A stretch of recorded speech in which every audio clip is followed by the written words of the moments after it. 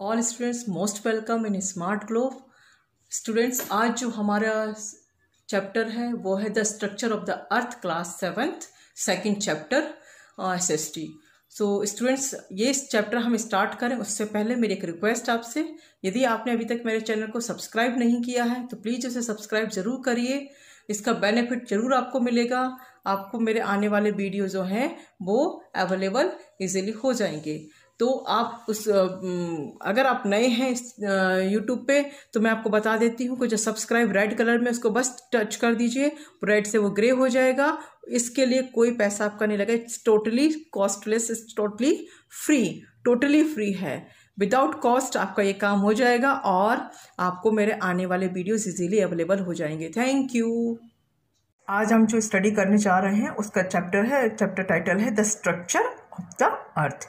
अर्थ के स्ट्रक्चर की स्टडी हम करेंगे, including surface of the earth, interior of the earth, material of the earth crust, types of rocks, rock cycle, usages of rocks and minerals. ये contents जो हैं इनके बारे में हम स्टडी करेंगे। Students, do you know the surface of the earth is made up of 29% land and 71% water. क्या आप जानते हैं कि केवल 29% जो है इस अर्थ का लैंड एरिया है, ओनली 29%, और रिमेनिंग ऑल 71% जो है वो वाटर एरिया है। दैट्स वाई हमारा जो अर्थ है वो कैसा दिखाई देता है, ब्लूइश होने का कारण ये कि इसमें बहुत ज़्यादा मात्रा में पानी है। और स्टूडेंट्स, इस पृथ्वी का जो लार्ज लैंड मास जो एरिया है वो कॉन्टिनेंट के नाम से जाना जाता है। कॉन्टिनेंट्स कौन कौन से कॉन्टिनेंट्स हैं हम बताते हैं। ये देखिए, Asia, Europe, Africa, north America, south America, ये हमारे कॉन्टिनेंट हैं। और अंटार्कटिका एंड ऑस्ट्रेलिया, ये हमारे ये हमारे कॉन्टिनेंट्स हैं। तो इस तरह से ये 7 कॉन्टिनेंट्स हमारे हैं। और इसके अलावा जो वाटर बॉडीज़ हैं वो भी हमारे 7 continents, Asia, Europe, Africa, Australia, Antarctica, आपका नॉर्थ अमेरिका और साउथ अमेरिका, ये 7 हमारे कॉन्टिनेंट्स हैं। इनके अलावा जो water bodies, large water bodies हैं वो आर्कटिक ओशियन है, अटलांटिक ओशियन, 5 ओशियंस हमारे पास, पैसिफिक ओशियंस हैं, इधर इंडियन ओशियन है ना, ये हमारे ओशियंस हैं। लार्ज वाटर बॉडीज़ तो हमारी हो गई ओशियन। उनके अलावा स्मॉलर वाटर बॉडीज़ में सी है, रिवर है, लेक्स है, पॉन्ड्स हैं, गल्फ हैं, वेज हैं, स्ट्रीम्स हैं, एट्सेट्रा। माने इनके अलावा नदियाँ, झरने, आपके गल्फ्स हैं, आपके समुद्र हैं, तालाब हैं, और भी बहुत सारे स्मॉलर वाटर बॉडीज़ हैं। एक और इसमें मुख्य बात आती है हमारे अर्थ की, कि अर्थ में जो distribution of land and water जो है वो अफेक्ट करता है ना, बहुत सारे तरीक़ों से वर्ल्ड को अफेक्ट करता है। तो क्या क्या चीज़ें हैं, एक तो पॉल्यूशन की अगर हम बात करते हैं तो वर्ल्ड, हमारे अर्थ पे जो लैंड एरिया है और जो वाटर एरिया है, तो लैंड एरिया पे पॉल्यूशन की मात्रा ज़्यादा होती है कंपैरिजन टू वाटर वाले एरियाज़ पे। और दूसरा है रेनफॉल, चूँकि जो वाटर एरिया है, ओशियंस और सी जो भी हैं, यहाँ पे रेनफॉल बहुत ज़्यादा होता है कंपैरिजन टू लैंड। क्यों? क्योंकि जो ओशियन है, जो सीज है, जो रिवर है, वहाँ पे मॉइस्चर की मात्रा ज़्यादा होती है। एज यू नो दैट कि वेपराइजेशन होता है, उसके द्वारा हम जो बारिश ज़्यादा जल्दी होती है। तो लैंड और जो वाटर बॉडीज़ हो वहाँ पे रेनफॉल ज़्यादा होगा कंपैरिजन टू लैंड एरियाज़ की। ग्लोबल क्लाइमेट पैटर्न, एक्चुअली क्या होता है कि जो हमारे जो अर्थ है, अर्थ के जो लैंड एरिया है वो लैंड एरिया रिलेटिवली जो वाटर बॉडीज़ हैं उनके कंपैरिजन में उसमें हीट और कूलिंग की प्रोसेस लैंड एरिया में बहुत तेज़ी से होती है और वाटर एरियाज़ में कम होती है। जो वाटर बॉडीज़ हैं रिलेटिवली वो वेरी स्लोली कूल डाउन होते हैं, वेरी स्लोली हीट डाउन होते हैं, हीट होती है। सो इस तरह से ये इस वजह से हमारे क्लाइमेट पैटर्न को भी ये अफेक्ट करते हैं, वाटर और लैंड एरिया। उसके बाद है बाउंड्रीज़। सो बाउंड्रीज को हम इस तरह से समझ सकते हैं कि जो हमारे अर्थ पे जितने भी वाटर बॉडीज़ हैं, है ना, जितने भी वाटर बॉडीज़ हैं, ओशियंस हैं और कॉन्टिनेंट्स हैं, ये नेचुरल बाउंड्रीज प्रोवाइड करते हैं। सपोज इट की जो ओशियन है इसके साइड दूसरी कंट्रीज है, कंट्रीज़ के लिए अपने आप एक प्राकृतिक रूप से बाउंड्रीज बन जाती हैं इन ओशियन से, इन कॉन्टिनेंट से। हमारे अर्थ का जो इंटीरियर है वो अब हम स्टडी करेंगे। नेक्स्ट इंटीरियर ऑफ द अर्थ है। अर्थ का जो इंटीरियर है वो 3 तरह के लेयर से बना है। वो लेयर कौन कौन सी हैं? क्रस्ट, जो आपको दिखाई दे रहा है क्रस्ट है, this one crust, mental and core. 3 layer से हमारा अर्थ बना हुआ है। जब हम स्पेस से पिक लेते हैं ना अपने अर्थ की, तो हमें ये 2 चीज़ें दिखाई देती हैं मेनली, कॉन्टिनेंट्स एंड ओशियन, है ना। सो ओशियन के नीचे जो बिलो द ओशियन जो है सॉलिड फ्लोर है, उस ओशियन फ्लोर कहते हैं उसे हम। और the continents and the ocean floor जो है एक साथ मिलकर क्या बनाता है? Form the crust of the earth, earth का क्रस्ट बनाता है। और मेंटल जो है वो सेकेंड लेयर है हमारे अर्थ का। It is made up of rocks rich in the iron and other metals. जो मेंटल है वो मेंटल जो है वो सेकेंड लेयर है हमारे अर्थ की। मेंटल जो है वो सेकेंड लेयर है हमारे अर्थ की और ये रॉक से बना होता है। और इसमें क्या क्या चीज़ें मेनली होती है? इसमें आयरन और अदर मेटल्स जो है वो इसमें होते हैं। फिर से एक बार कि अर्थ जो है, earth is divided into 3 layers. 3 layer में हमारा अर्थ डिवाइडेड है। First one crust, second one mantle and third one is core. Earth की तुलना हम जो है ऑनियन से कर सकते हैं। एक ऑनियन से हम इसकी तुलना कर सकते हैं। जिस तरह से ऑनियन का एक सेल के बाद दूसरा सेल निकलता है, ठीक उसी तरह से हमारे अर्थ का भी 1 बाय 1 सेल के नीचे दूसरी लेयर होती है। अर्थ के इंटीरियर में जो हमारे जो आउटर पार्ट है, ये outer part, this is crust, ये क्रस्ट है। इसमें बहुत लाइट मटेरियल्स होता है, लाइटेस्ट मटेरियल, बहुत हल्के मटेरियल्स होते हैं। और साथ ही इसकी डेंसिटी जो है, इसका घनत्व है, वो भी बहुत लोएस्ट होता है, कम होता है। और जो ये क्रस्ट जो बनता भी है, ये इसमें स्पेशली क्या क्या होता है? सिलिका और एल्यूमिनियम इसके अंदर होता है, ठीक है। इसीलिए क्रस्ट को कई बार हम जो है कहते हैं सियाल, SIAL, सियाल भी इसको कहा जाता है। क्रस्ट को इसी कारण से इसको सियाल भी कहा जाता है। क्रस्ट की जो थिकनेस भी जो होती है ना, इसकी थिकनेस जो होती है, मोटाई जो होती है, वो 8 किलोमीटर से लेके 80 किलोमीटर तक की इसकी थिकनेस होती है, इसकी मोटाई होती है। और कॉमन सेंस की बात है कि हम समझ सकते हैं कि जो माउंटेन एरियाज़ जो हैं, जो पहाड़ी इलाके हैं, वहाँ पे थिकनेस जो है वो बहुत ज़्यादा होगी, है ना, थिकेस्ट होगा, बहुत मोटा होगा इसका क्रस्ट। बट जो हमारे वाटर बॉडीज़ वाले जो एरियाज, ओशियन वाला जो एरिया है, वहाँ पे इसकी थिकनेस काफ़ी कम होती है comparison to mountain areas. So mountainous जो एरियाज़ है वो काफ़ी थिकेस्ट होगा। और ये जो क्रस्ट हैं, ये कई उसमें जो बड़े बड़े कॉन्टिनेंटल ब्लॉक्स में टूट जाते हैं, जिन्हें हम क्या बोलते हैं? प्लेट्स कहते हैं। और उसके बाद इसका जो लोअर पार्ट है, वो लोअर पार्ट क्या कहलाता है? सीमा, SIMA, सीमा कहलाता है इसका लोअर पार्ट। अब आती है बात मेंटल की। मेंटल जो है, जो क्रस्ट के नीचे होता है, क्रस्ट के अंडर जो है वो मेंटल होता है। मेंटल जो है ये लाइक थोड़ा मेल्टन पोजीशन में होता है, मेंटल होता है। और इसकी थिकनेस जो होती है 2900 किलोमीटर इसकी थिकनेस होती है। और ये जो है काफ़ी गर्म होते हैं। और इसको 2 पार्ट में डिवाइड किया गया, 2 पार्ट में है। First one is upper mantle और second one is lower mantle. जो अपर मेंटल जो होता है वो सॉलिड होता है, सॉलिड फॉर्म में होता है अपर मेंटल। और जो लोअर मेंटल होता है वो सेमी सेमी आप ये कह सकते हो कि मोल्टन कंडीशन में होता है, थोड़ा पिघला हुआ होता है।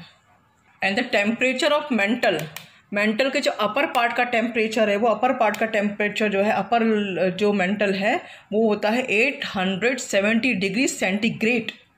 एंड जबकि हम बात करें लोअर मेंटल की, तो लोअर मेंटल जो है उसका एवरेज टेम्परेचर होता है 2200 डिग्री सेंटीग्रेड। तो इतना, मतलब सोचो, इतना गर्म हमारा ये मेंटल होता है।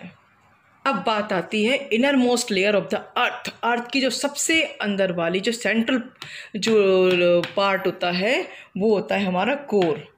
बिल्कुल सेंटर जो होता है वो मेटेलिक सेंटर जो होता है वो अर्थ का, that is known as core.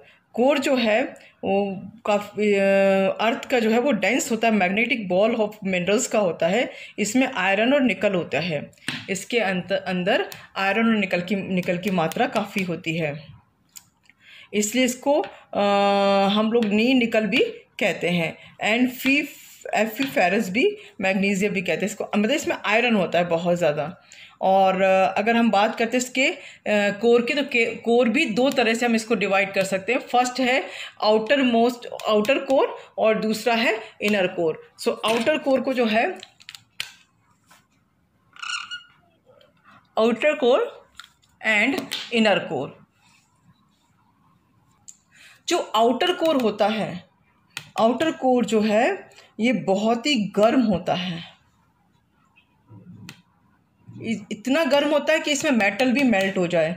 और जो इनर कोर की जब हम बात करते हैं, इनर कोर जो है इसमें मैक्सिमम प्रेशर होता है इनर कोर में। जब इसका टेम्परेचर कितना है 3700 degree centigrade, but therefore it can not melt even though temperature इसका इतना है। ये इतना टेम्परेचर होने के बाद भी इसमें मेल्ट नहीं होता है, बट आउटर में मेटल भी मेल्ट हो जाए, इतना हॉट होता है। अर्थ का जो आउटर पार्ट है, इस आउटर पार्ट को हम लिथोस्फीयर भी कहते हैं। इसको लिथोस्फीयर के नाम से भी जाना जाता है। लिथोस्फीयर मीन्स कि स्फीयर ऑफ रॉक्स का स्फीयर, रॉक्स का गोला। अब बात आती है material of the earth crust. Earth crust में क्या मटेरियल, सबसे पहले हम देखेंगे उसमें है रॉक।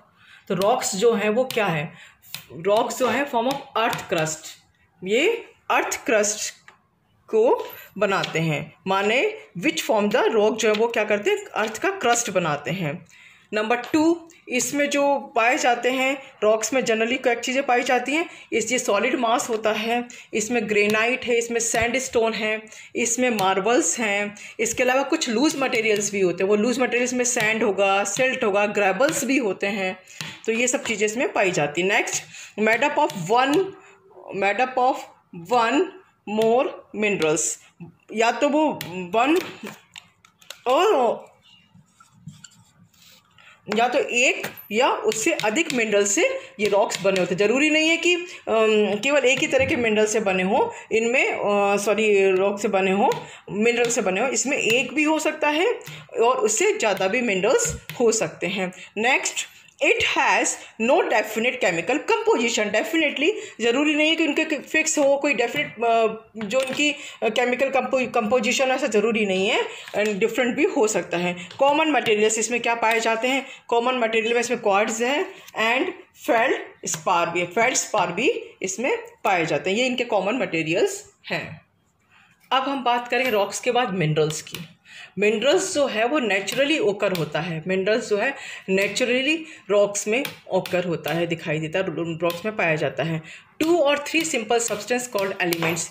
जो मिनरल्स में जो है 2 या 3 जो है इसमें सिंपल सब्सटेंस होते हैं, जिन्हें हम एलिमेंट्स भी कहते हैं। अब इन नेक्स्ट जो है डेफिनेट केमिकल कंपोजिशंस होता है। रॉक्स का डेफिनेट केमिकल कंपोजिशन नहीं होता, लेकिन मिनरल्स का अपना एक डेफिनेट केमिकल कंपोजिशन होता है। नेक्स्ट है सम मिनरल्स जो हैं हमें क्या प्रोवाइड करते हैं, वो मेटल्स प्रोवाइड करते हैं, वो हमें केमिकल्स प्रोवाइड करते हैं। ठीक है, केमिकल्स कुछ वो जो मिनरल्स हैं वो हमें मेटल और केमिकल्स प्रोवाइड करते हैं। उसके बाद है जो मिनरल्स होते हैं वो क्या होते हैं, वो लिविंग थिंग्स तो नहीं है, वो नॉन लिविंग्स होते हैं एंड सॉलिड सब्सटेंस होते हैं, वो सॉलिड सब्सटेंसेस होते हैं। नेक्स्ट, केमिकल जो सब्सटेंस होते हैं वो नेचर में नेचुरली पाए जाते हैं, अब नेचर के द्वारा हमें प्रदत्त होते हैं। सो इस तरह से ये हमारे मिनरल्स के पॉइंट्स हैं। अब बात आती है कि रॉक्स कितने तरह के होते हैं। There are 3 types of rocks. Types of rocks है, 3 टाइप्स ऑफ रॉक्स है। इग्नियस रॉक्स, दूसरा है sedimentary rocks, third one is metamorphic rocks. तो igneous rocks, sedimentary rocks, metamorphic rocks. ये 3 तरह के रॉक्स होते हैं। जानेंगे इग्नियस रॉक के बारे में। जो ये इग्नियस रॉक होता है ये हॉट लावा से, जो कि वोल्केनिक जब इरप्शन होता है, जब वॉल्केनो फटता है तो उस टाइम वो बाहर निकलता है, उस फ्लोज के साथ वो बाहर आता है और फिर जब ये ठंडा होता है तो सॉलिड फॉर्म में बन जाता है, एक ठोस में बन जाता है। कुछ समय बाद, कुछ पीरियड बाद वो ठोस हो जाता है, वो जम जाता है, तो उसका इग्नियस रॉक बन जाता है। इग्नियस रॉक जो है उसको हम प्राइमरी रॉक भी कहते हैं। और एक चीज़ और कि ये जो रॉक है they have a fine grained structure, उसका बहुत ही महीन जो है ग्रैंड स्ट्रक्चर होता है। जैसे कि डक्कन ट्रैप के जो हैं प्लेटू में ये पाए जाते हैं इस तरह के रॉक। नेक्स्ट हमारे पास है, जब ये इग्नियस रॉक जो हैं वो जब नेचुरल क्रियाएं होती हैं, जैसे कि हवा चलना या पानी है, ग्लेशियर है, इनके कारण क्या होते हैं, ये जो रॉक्स है वो छोटे छोटे पार्ट्स में टूट जाते हैं, स्मॉल फ्रेगमेंट्स हो जाते हैं। तो ये स्मॉल फ्रेगमेंट्स जो हैं वो क्या बहुत टाइनी पार्टिकल्स में कन्वर्ट हो जाते हैं, छोटे छोटे पार्टिकल्स में हो जाते हैं। अब इन छोटे छोटे पार्टिकल्स जो हैं उसको हम बोलते हैं सेडिमेंट्री, है ना। ये sediments are carried by this moving agents, और rivers, bends and glacier carry these small particles under water. अब ये जो डिपॉजिट्स हो जाते हैं जनरली ऑकर इन लेयर्स में ये डिपॉजिट हो जाते हैं, और ये रॉक्स जो है form in the way are known as sedimentary rocks. अब जब ये रॉक फॉर्म में बन जाते हैं तो इनको हम क्या बोलते हैं, सेडिमेंट्री रॉक्स। माने ये बनते किससे हैं, बनते इग्नियस रॉक से हैं, बट बाद में ये कन्वर्ट होते हैं हवा के द्वारा, पानी के द्वारा, सो कन्वर्ट होके, और फिर इसके जो रिवर्स के थ्रू, इन सब के थ्रू, जो ग्लेशियर के थ्रू जो हैं ये अंडर वाटर जो है पार्टिकल्स जो हैं ये कैरी किए जाते हैं, और बाद में ये लेयर्स के रूप में जनरली ऑकर होते हैं।